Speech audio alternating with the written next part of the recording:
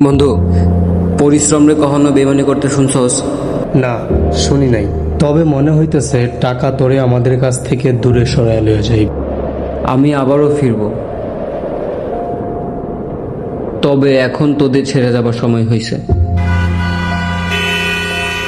নতুন একটা শহর, সবাই অচেনা, কেউ আমার অপেক্ষায় নাই। তবে আমারে আমার বাঁচার লড়াইটা চালিয়ে যেতে হবে।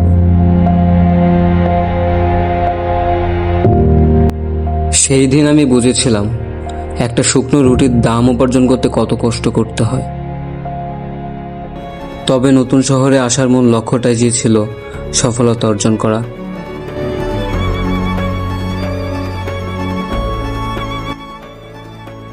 আমার বিশ্বাস ছিল পরিশ্রম কখনোই বৃথা যেতে পারে না।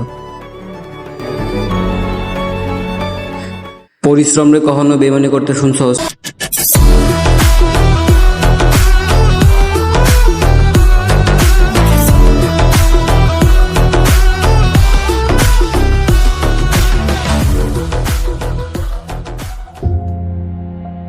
বন্ধু, কইছিলাম না পরিশ্রম বেইমানি করে না?